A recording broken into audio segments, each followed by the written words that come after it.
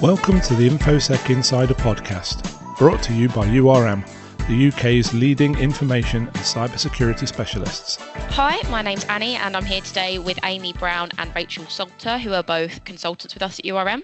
Welcome to another episode of InfoSec Insider Talk DP. So today we're going to be talking about Bring Your Own Device, or BYOD, and data protection compliance. So my first question for you guys is, why has BYOD become so common, and why does it still catch organisations out? I think in short, it's the pandemic, isn't it?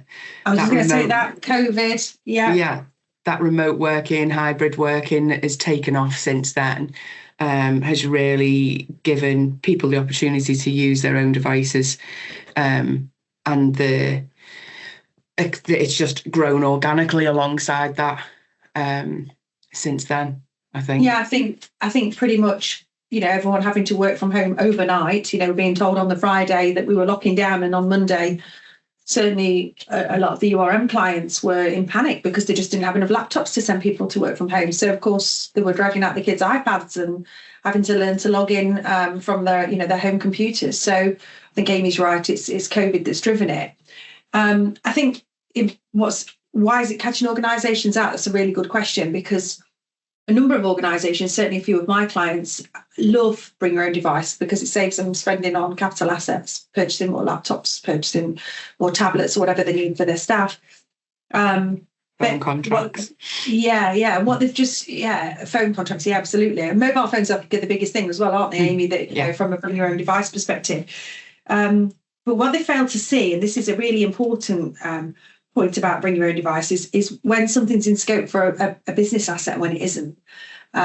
Because Aimee and I deal with clients probably almost daily where they'll say, oh, yes, I use my mobile phone, I use WhatsApp to chat to my boss or to the team, but it's my personal mobile, so you can't use that because that's, it's my mobile, I'm just using it for work. So it doesn't come into scope for a subject access request. But actually it does. And so there's been a lot of pushback from clients saying, well, we don't need to bring all of our team's mobile phones into the mix for the subject access request because it's their own personal mobiles. We don't provide them with one. But they do expect them to use their personal mobiles for business communications, which by the ICO's definition brings it into scope for a subject access. So that's tripped a lot of people up, hasn't it, Aimee? We've had a lot of experience of that. Certainly asking your team to use authenticator apps, using WhatsApp or Teams chat for business communications on their personal devices is in scope for so many things. And also the lack of ability to remotely wipe these devices when something goes wrong, because that's a big issue as well, isn't it, Aimee? Yeah, the IT side of things really gives businesses a problem, because they've not only can they not remote access, like Rachel's just said, but also they've not got control of the operating system. They can't send security patches. They can't control any malware exposure or those insecure networks, so they don't know what networks you're connecting to. So that corporate data, the personal data within the corporate data, then is at risk from an IT perspective as well. So your information security side of things is a big risk from an IT perspective. And the other thing as well is, we're all human beings, and those of us listening that have young children, it's very easy to pass your mobile device to the child and give them a game to play to keep them quiet for 10 minutes while you're chatting. And I certainly saw during COVID a number of young individuals who were playing on tablets or mobile phones or their parents' laptops in the home because they were being educated at home at that point, and accidentally sharing corporate information on Snapchat and all these different chat groups. And it happens. Children are quite savvy with IT, and it's very easy to pull a picture that's sat in your iPhone photograph album and to upload it somewhere. And it could be of, let's say if you're a housing association, it could be something to do with the tenant's property. Before you know it, it's on somebody's socials, because kids just press away and they think they know what they're doing. And so I certainly had a number of housing associations during COVID who had a real risk there, allowing their teams to use their own devices. Whilst in the offset, it seemed like a really great idea. We don't need to buy mobile phones. We don't need to buy laptops. We'll just let them use their own devices. That's cheap. It's easy. It's quick. but they didn't look at what the risks of that would be. And when something goes wrong, like Aimee says, your lack of ability to remotely access those devices and wipe them, unless someone's got a mobile phone with a dual SIM card, which you wouldn't routinely do with your personal device, how does a housing association remotely wipe all of your corporate emails that are sat on a phone that you've left on the tube? So, this is the issue, isn't it? It's like, it's all okay until it's not okay, until it goes wrong and something's lost or breached or stolen. And then suddenly you realise your lack of capability and your lack of access and access controls. So like Aimee says, it's an IT nightmare.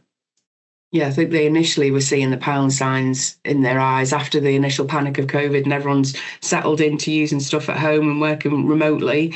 These companies were seeing pound signs, are thinking, oh, great, we can cut this out, we can cut that out, we don't need to do this.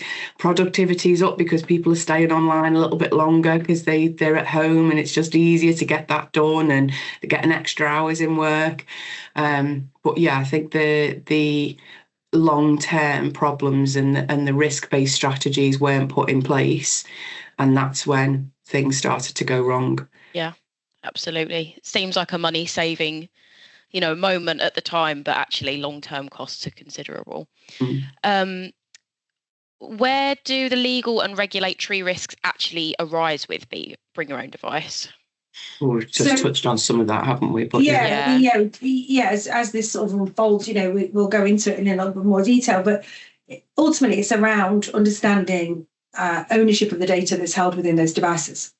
So, for example, at URM, I have a personal mobile, I have a URM mobile, and I keep the two very separated because that's important to do that, because I can access my work emails, I can access our systems on one phone, I can't do it on the other.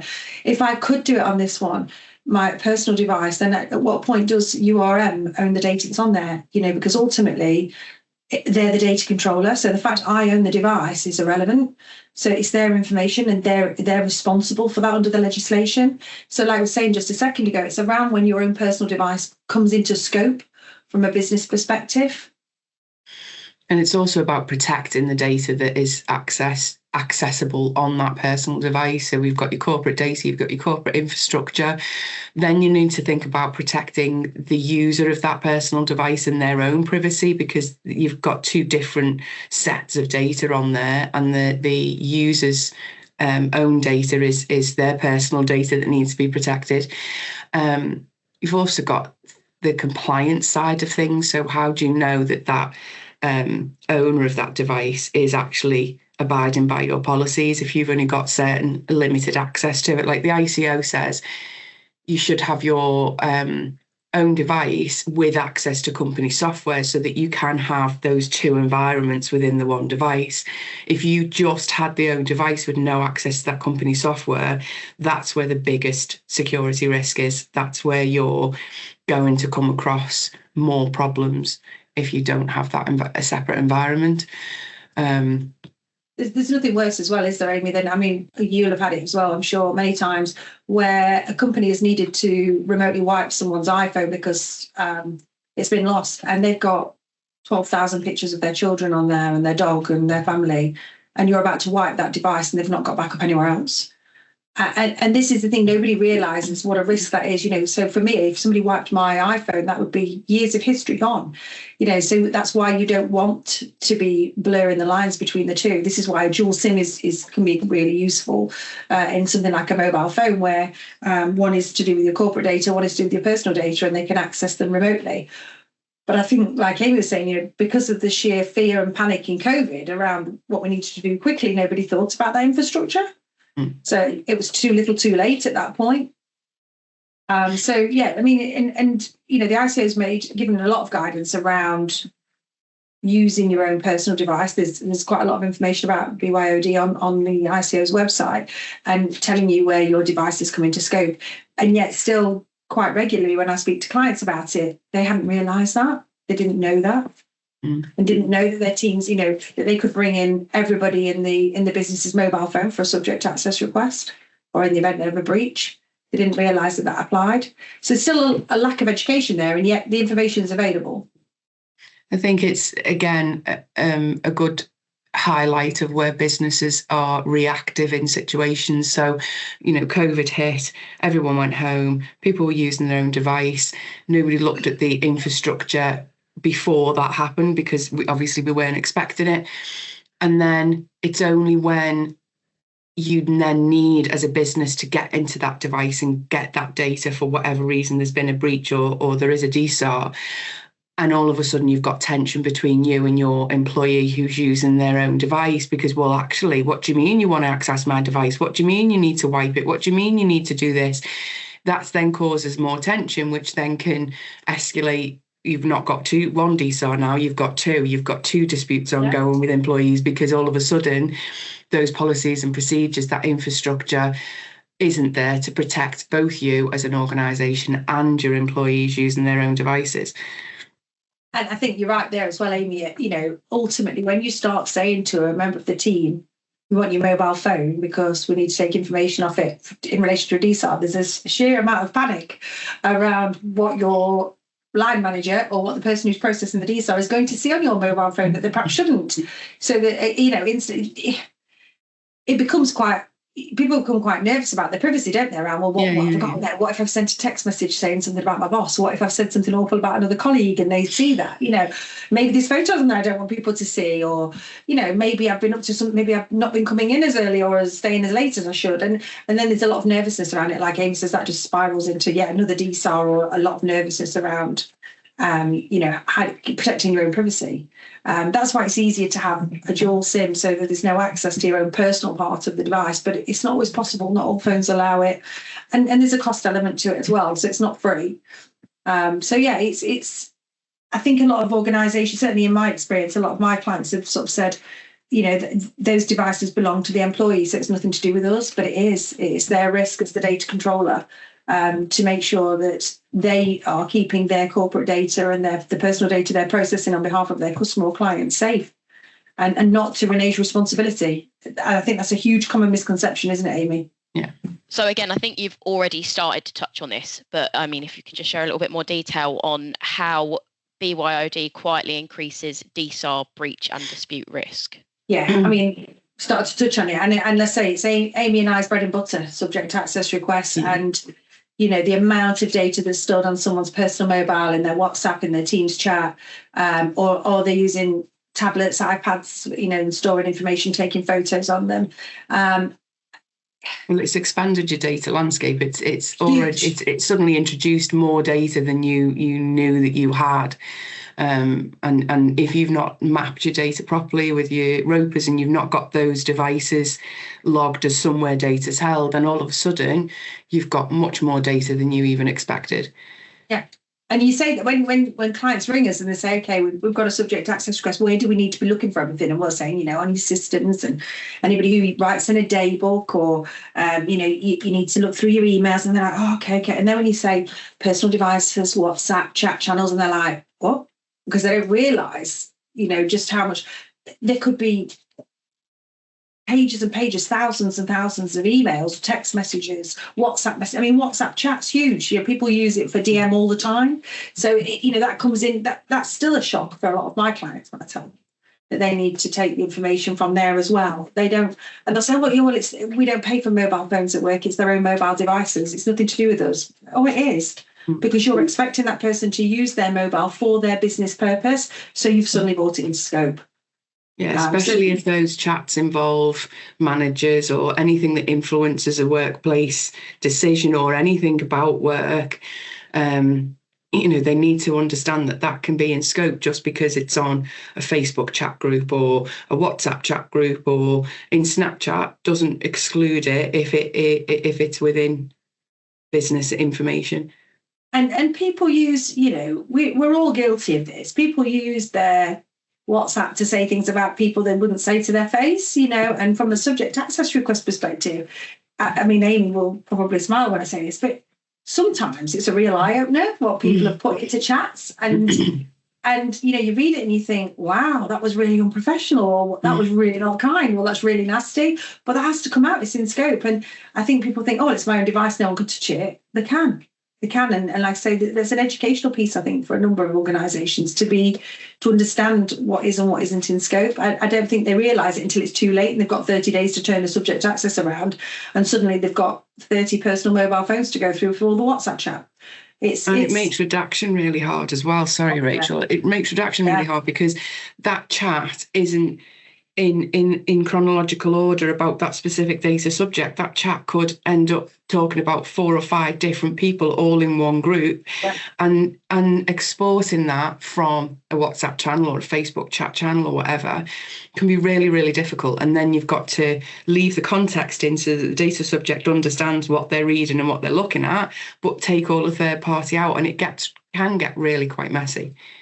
And often you can only extract them as pictures as well, can't you, Aimee? That's another problem. So from a redaction perspective, it's not as simple as just going into a Word document, PDFing it and redacting it. It's different. And, the redaction tools can be different and it takes longer.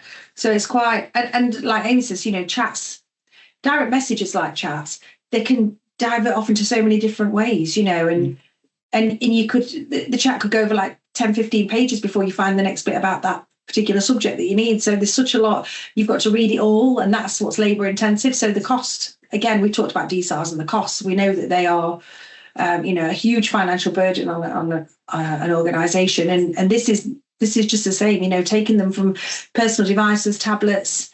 You get, when you say to people, we're going to need your devices, so to take your WhatsApp chat, they panic and they delete the data, which is an offence. So, there's all these other issues that come from that as well. And making sure you've got a really good bring your own device policy, making sure you communicate to the team that whatever they're doing on there, be professional about it, because at some point we're likely to need it. We're likely to be able to pull it back from you. So I send that message across to my clients weekly about professionalism, and whatever you write in these chats, make sure you would be happy to say it to someone's face. Don't put it in there if you weren't prepared to say it directly, because at some point that person could ask to see it. And I think people don't think about that. No, they don't. I mean, businesses more often than not don't put, as we've said, they don't consider the personal devices that need to be included. And if there's no technical separation or there's no IT support in there, it makes it even harder, which then makes your reasonable proportionate searches harder, which in turn then makes your practice of your DSAR processing harder. So, businesses fall over that hurdle a lot. All round, it's just a nightmare when it comes to DSARs, isn't it? And adding in lots of personal devices as well as work devices is just adding to the burden, really. The financial burden, the time scales you've got, it's the pressure, isn't it? And what does a proportionate, people-aware approach to BYOD actually look like? I think it starts with policy, doesn't it? Have a good policy in place, understand your data, so map it out, know who's got what, know where it's going, and have that policy in place to protect yourselves and your employees. It is the best starting point, really. And training them and lots of awareness around it. And we say this about, we've managed to turn this whole conversation back to DSARs because everything revolves around DSARs ultimately. But, I say to clients regularly, if it's not written down, it didn't happen. So don't put things into devices. Don't put things into chat that you're not prepared to be seen or to have a view on or to have to sit and think about redacting. It's easier to keep it proportionate if you don't put that don't put anything personal into chat. Stop using it for that. But I think as human beings, we slip into a comfortable mode with doing things, and it's like Teams chat. Aimee and I can Teams chat, and we can talk about our weekend and the weather and shopping and gigs and things like that. And then we can talk about work. It's very easy to slip into having personal conversations. It's very easy to say things. We could say things about someone in the team. We could talk about someone, and that person then could put in a subject access request. Now, Aimee and I may never have thought that would ever come to light, but it might. So because you get very comfortable, and your professionalism slips a little bit when you start to chat about things. This is it's about training and awareness as well as policy. Make sure everyone understands what their responsibilities are and that they're accountable for what they've put in there. And like I say, I always say to people, if you wouldn't be prepared to sit and say that to that person's face, don't put it in a WhatsApp message. Don't put it in a Teams chat. Don't put it in an email. Just think about what you're doing and remain professional. But like everything, that underpins the legislation, policies, procedures, training, awareness. it's all there. I've seen some really terrible bring your own device policies in my time that don't tell you anything. They just tick a box that says you have one. No one has a clue how they implement that. It doesn't work practically. So, getting a good bring your own device policy, making sure it's trained and communicated out, explain to them that if they're using their personal devices and something goes wrong, they're going to wipe it. And you're going to lose the last 5 years of your baby boy's photographs or whatever it's going to be. Make people aware of what those risks are before you start doing it as well. And also you get your IT team involved as early on as possible. If you've got those app-based access, you've got virtual environments, then that corporate data is protected. You've got the ability to keep the corporate data and the personal data separate for the end user's privacy as well. You've got better controls, so when things do go wrong, you can wipe the corporate part and things like that. If your IT team are on that, you've got lower risks. And although there's a cost implication to that, there's less of a cost implication than having complete corporate devices. And then you've also got the less risk side of that as well. So your IT team are critical to getting it right as well, I think. And be transparent, as Rachael said, be open and honest with your staff about what they can access and what they can use on their own devices and what the organisation can and can't access on the devices. Yeah, absolutely. How are regulators and insurers likely to view BYOD going forward? That's a good question, actually. That's a good question. Because the ICO certainly over the last 2 or 3 years has started to put quite a lot more communication out around bring your own device. It wasn't such a massive thing. I remember pre-COVID, it really wasn't a massive thing. And when people were going into the office every day and they had a desk phone, nobody bothered with mobiles. It's unbelievable to think it's only 5-6 years ago. And what a shift there's been in the use of IT, remote IT from, I pretty much always worked remote, but before that, 5 days a week at a desk with a phone and a computer, no laptop. So we've shifted quite considerably. And I think, the ICO's now starting to put its stamp on what they feel is in scope and what isn't, and they hadn't defined that before. So that's really important now, that individuals, organisations check out the ICO guidance on that, because as I think until something goes horribly wrong, this will be what we'll end up with, some case law, because something will happen with somebody's mobile device and we'll actually get a definitive view from the commissioner around something, because we'll get case law that will dictate it to us. At the moment, what we're getting from them is guidance around what we should and shouldn't be doing. And I think it all comes back to Article 5.2 around accountability for the organisation, because they're saying it's okay for Aimee and I to use our personal devices for work and work emails. But at what point do they shift any sort of responsibility and accountability to us or from themselves? Because they have to be seen to be accountable for everything that's happening within the organisation, for evidence and the compliance. And this is where it comes back to what Aimee was saying about policies and procedures and training. It's so important that you give your team the tools to do a good job. And that's your policies, your procedures and your training. And then you're leaving it in their responsible hands to make sure they do what you've asked them to do. And humans do what humans do and make mistakes. So there are risks around that. And insurers, Aimee, do you want to talk about insurance? You deal with a number of housing associations who have insurance claims, don't you?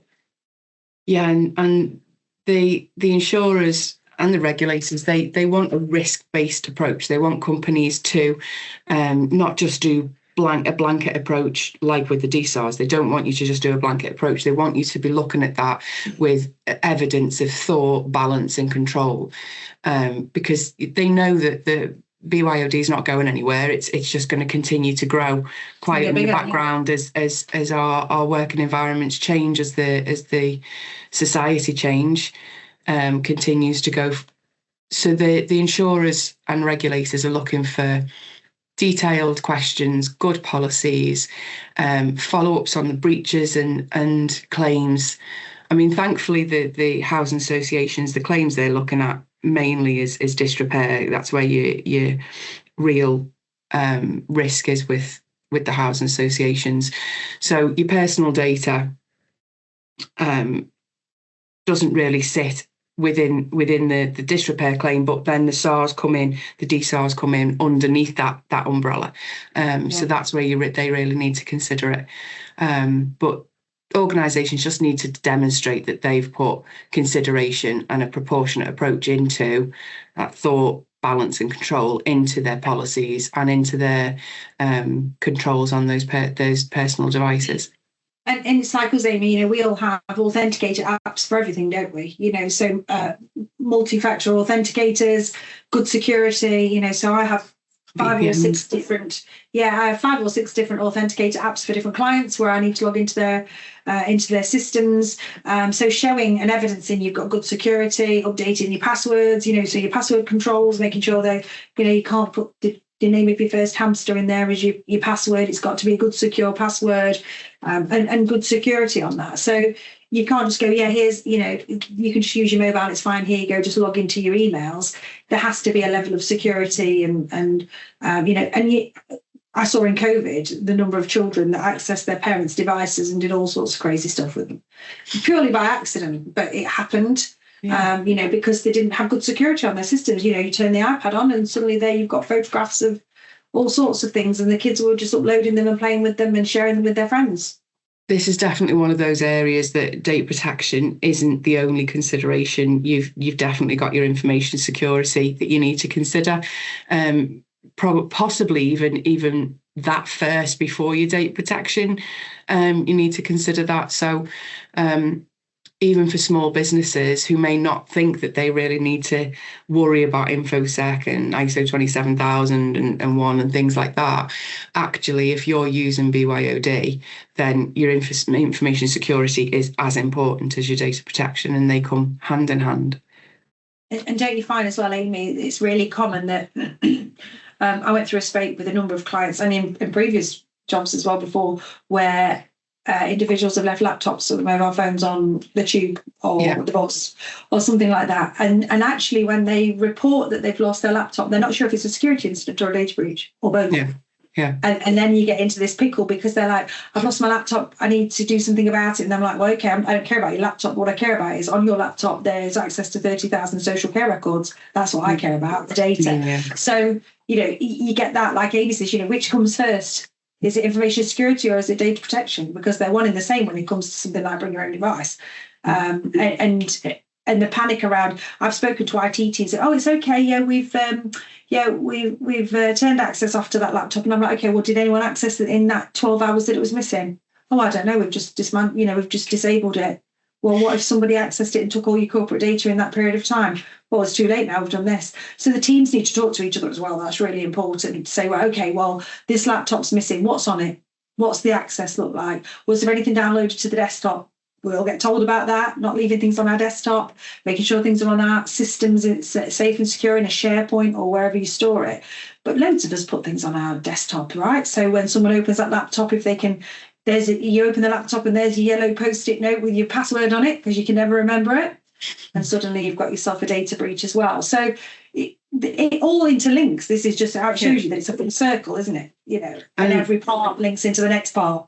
As we've talked about before as well, the bigger risks that are growing and growing for organisations are cyber attacks, hackers. And if you've got somebody using their own devices and they've got an email that's come in through their personal email address and they've clicked on a link and they've been hacked, all of a sudden all of your corporate data is at risk as well. And so it doesn't have to be a lost device for this data to get lost. It can now be done completely remotely, out of your control, out of your organisational control, because somebody's clicked on a link on their personal device. And so that is it just grows exponentially, that risk. And the scary thing about that is you don't even know that's happened. No. So you don't know there's been anything happen until it goes horribly wrong. Yeah, because they used to want you to know that they'd got your access. They used to go, "Hi, you've been hacked. Here's it." Now they just sit quietly in the background, siphoning off all the information. They don't want you to know they're there. So it's getting even scarier when you think of it from that angle. Yeah, the way technology's moved forward and the ability of some of these hackers is phenomenal. Amazing. Thank you very much, guys. I think it's one of those things that consultants that I speak to across the board, cyber team, GRC, data protection, everyone says if you can avoid using BYOD, do, because it seems like it just causes more headaches than it's worth. Thank you for another amazing discussion today, guys. Really interesting stuff as always. If any of our listeners would like to ask Rachael and Aimee a question in a future episode, you can just follow the link in the description, and that will take you to a form on our website, or you can just pop your question in the comments. So thank you again for your time today, guys, and thank you everyone for listening today. We will see you next time.